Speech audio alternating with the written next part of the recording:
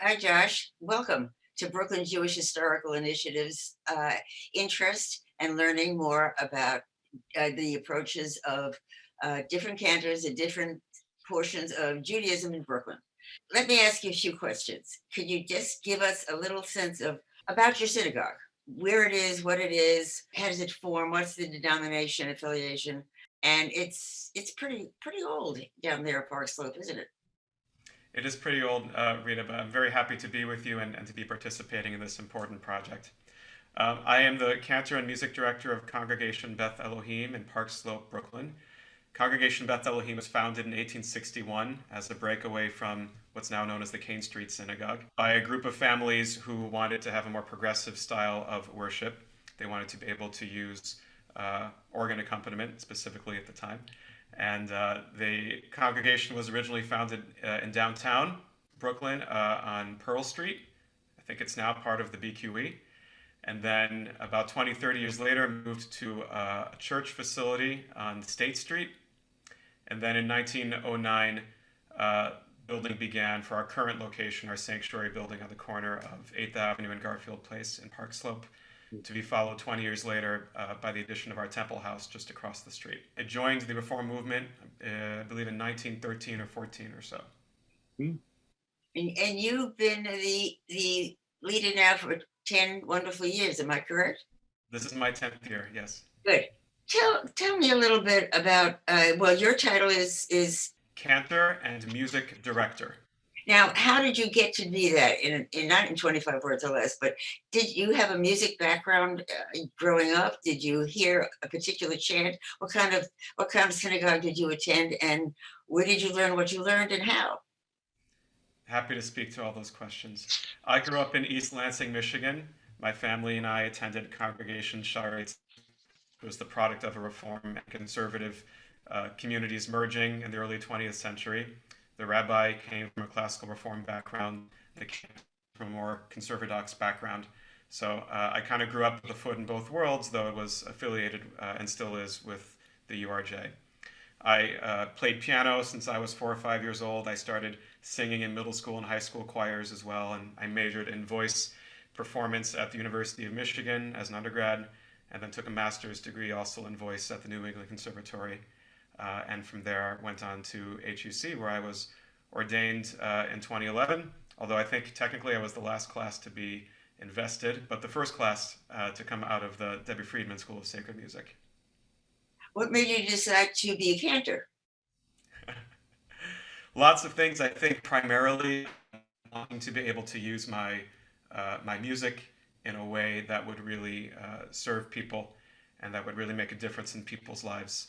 I wanted to be able to not just sing, but also use it to teach and to inspire and to counsel and to provide inspiration, to connect to something larger than themselves. It also helped that I started dating and eventually married an opera singer who loves singing opera much more than I did. And so between the two of us, it was decided that I would try to find a way to enable us to put down roots and to be able to make a life for ourselves. And it turned out that being a cantor was the perfect way to do that for me. Do you consider yourself a baritone, a tenor, a bass? I trained as a lyric tenor. I Yeah. sang Mozart and Rossini in college and in grad school. Though I will say, since I started doing cantorial work, I've had to learn to sing lower and to use lower parts of my voice because congregations like to sing in a comfortable range. And so I've done my That was best to your follow choice of suit. that choice of with the in conversation with the congregation. How did you decide what kind of music to sing and at what pitch, and how often do you involve the congregation? Happy to get into that with you as well, Rita. As the Cantor and Music Director, I've been given essentially carte blanche to determine the musical settings for prayer in our community. I, of course, inherited a lot of beloved settings, many of which I held on to in my first couple of years. Over the last 10 years, we have made some changes and put together a flow of musical settings that tend to work for us from Friday night to Friday night, from Saturday morning to Saturday morning. And as a musician, as someone who is blessed with a pretty good understanding of how my voice works and how musical relationships work between the leader and the congregation, I choose keys that in my estimation, work for everyone to sing in. Do you have a musical accompaniment with you? And yes, I play guitar and I play piano. In the last year, under COVID, I've been exclusively playing guitar to accompany us in worship. We had for many years a music director and accompanist prior to my arrival, who we will still work with on special occasions like Kol Nidre. And what about the organ? Is that still part of your service? The organs have not been in use regularly for quite some time. In my first year, I heard one of our organs adjacent to our chapel in our temple house make sounds. Yeah. I have never heard the organ in the sanctuary building make sounds. I don't believe it has in about 20 years or so. Let's talk a little bit about your music and Judaic background. What were your main musical influences growing up, and what about your Jewish influences as well? From a Jewish perspective, I grew up, as I mentioned to Rita earlier, in a synagogue where the rabbi was classical reform and the cantor was conservadox. And so I heard a lot of tunes which I thought at the time, were traditional or folk, which I now understand to be part of the, 20th century American Jewish canon: Goldfarb, Karlbach, Debbie Friedman. How would you characterize the general kind of aesthetic ethos of your synagogue? Would you say it's mostly participatory? Would you say it's traditional nusach or art music, or how would you characterize it? I would characterize our musical ethos as highly participatory, but informed by nusach hatfila. So one of the first things that I experimented with upon my arrival was introducing nusach synagogue chants specific and special to Friday night, specifically the realm of the Me'ain Sheva Magen Avot sequence. This was a mainstream reform synagogue in worship practice, sort of frozen, I might say, lovingly, in maybe the year 1999. When I came there was a lot of music from Shirenu, a lot of music familiar to the URJ camp scene, again, circa 1990s. And I was given the opportunity to be able to broaden the musical palette on Friday night specifically, to be able to speak to our members and service goers from a variety of different Jewish backgrounds. There were increasingly a number of 20 and 30-year-olds coming from more traditional backgrounds, more Orthodox or conservative, for whom the more traditional Friday evening flow was more authentic and more familiar to them. And so to be able to capture sort of a happy medium between using a Reform prayer book and a Reform approach characterized by communal singing and use of instruments, specifically the guitar and the piano, while also rooting it in an experience that sounded authentic to increasing numbers of our Friday night regulars. We eventually moved toward doing the Amidah completely silent on Friday night, and then afterward to be able to introduce the Me'ain Sheva Magen Avot sequence, highlighting the melody made popular and composed by Israel Goldfarb. So you capture a lot of different needs of different people in your congregation through the music. That's wonderful. We try to capture a lot of different needs of people through the music, yes. Yeah. So let's turn to the music you're going to be singing for us today. First, the Lecha Dodi. Given the ethos that you've described, clearly you're not doing an art song, but tell me what was your thinking in choosing the Lecha Dodi that you're going to be singing for us, and talk to us a little bit about the thought process that went into choosing this Lecha Dodi. So soon after the arrival of our current senior rabbi, about 6 years ago, we wanted to put together a flow of Friday night melodies that would be consistent from week to week. And so for me, that really began with Lecha Dodi and trying something that we had not tried before, or that I, at least not in my time, that would sort of speak to people's communal sense of authenticity, whether they came from a classical reform background, a mainstream URJ camp reform background, conservative, Orthodox, something else. And so we turned to the realm of folk song, specifically Yiddish folk song, and found the melody known as Shnira La Perla. The words have to do with excitement at the coming of the Messiah, but I made a thematic connection between anticipating the Messiah's arrival and anticipating Shabbat's arrival. And so we took that melody and I set it to the words of Lecha Dodi.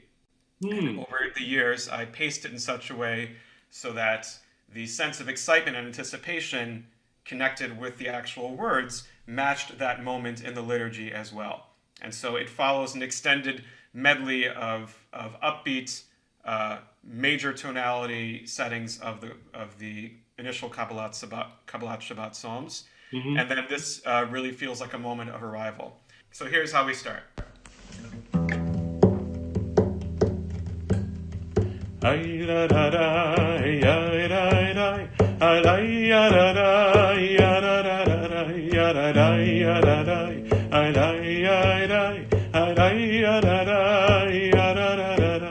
וחדודי לקראת קהלה, פני שבת נקבלה. וחדודי לקראת קהלה, פני שבת נקבלה. שמור זכור בדיבור אחד, השמיענו אל המיוחד. אדוני אחד ושמו אחד, ושם ותפארת ולתהילה. לחדודי לקראת קהלה, פני שבת נקבלה, etc. I'll fast forward to verse 8. ימין ושמאל תפארתי, ואת אדוני תריצי. אל יעריש בן פרצי, ונשמחה ונגילה. לחדודי לקראת קהלה, פני שבת נקבלה. לחדודי לקראת קהלה, פני שבת נקבלה. We invite people to rise and face their entrance. בואי ושלום עטרת בהלה, גם בשמחה ובצולה. תוך אמוני עם סגולה. בואי חלה, בואי חלה. לחדודי לקראת קהלה, פני שבת נקבלה. לחדודי לקראת קהלה, פני שבת. A little bit louder. לחדודי לקראת קהלה, פני שבת נקבלה. לחדודי לקראת קהלה, פני שבת נקבלה. יללה יללה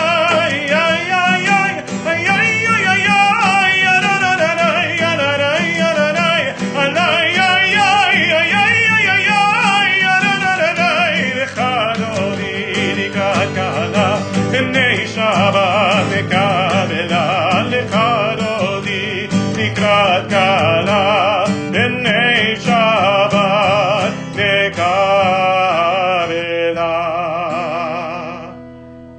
Well, that was wonderful. We want to have you do one other piece for us, and that is the Kedusha. I picked that purposely because that's a piece that has a very interesting Nusach background, as you know from your studies in school, with a lot of interesting transition from one mode to another, but that not necessarily make it conducive to a more participatory type of service. So what the thought process went into creating your Kedusha for your congregation? Sure. So the thought process that went into our Shabbat morning Kedusha was, again, sort of informed by the traditional arc of a Shabbat morning experience. And as informed by my studies at the DFSSM, I understand Kedushat Hashem, the sanctification of God's name, to be a sort of high point. Literally, we go up on our toes, right, when we say Kadosh, Kadosh, Kadosh in many communities. And I observed that in most Reformed synagogues, including this one when I arrived, the energetic high point was more associated with Micha Mocha. We, at our community, we have a sponsored project called Alt Shul, which is an egalitarian minyan that meets 2 Shabbat mornings a month in a separate space, concurrent with our main sanctuary service. And I occasionally will sort of poke my head in there to see what they're doing, and they follow a much more traditional approach to liturgy, which involves multiple musical settings for Kiddushat Hashem. specifically the use of counterfact, which is to say taking one melody set to a particular text and using it with different text. That informs also my approach to Lecha Dodi. And so I thought to myself, well, if I want to make Kedushat Hashem much more of an arrival moment, an exciting moment in the context of our normative Shabbat morning service in the sanctuary, I want to re-examine the text and think about what familiar melodies might fit with the text at that moment, beginning, of course, grounded in the appropriate nusach, the appropriate liturgical chant for that particular moment. So it's sort of a medley of different melodies, starting with the nusach and then going into a few familiar Shabbat-related melodies, which are easily accessible for the people to sing along to, and they do. So the coming out of the preceding prayer, the end of the Givarot, we'll go here actually. ונאמן אתה להחיות מתים, ברוך אתה אדוני מחיי המתים.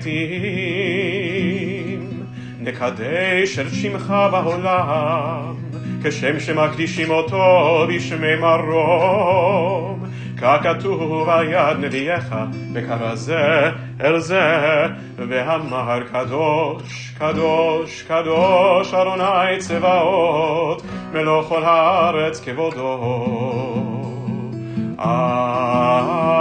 אדיר, אדירנו, אדוני,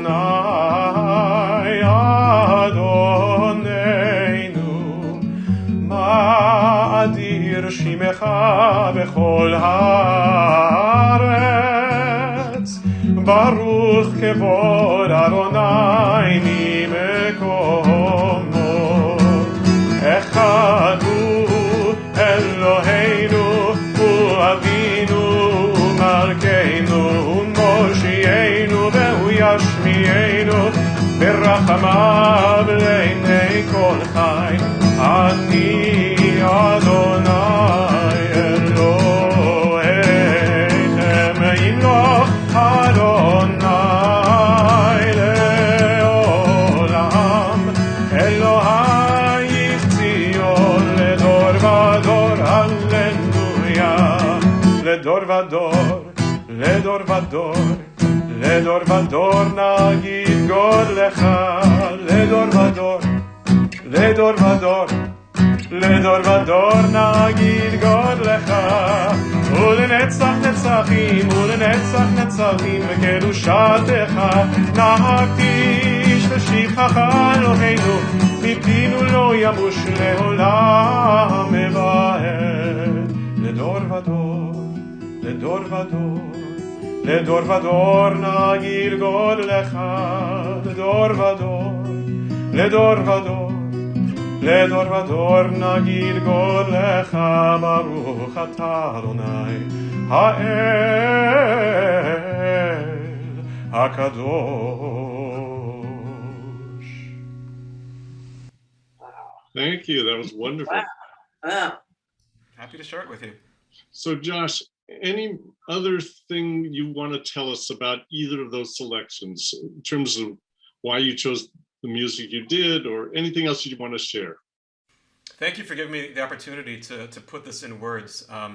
There's a lot of thought and a lot of care that goes into this aspect of my work, and it's not something that I have occasion really to talk about.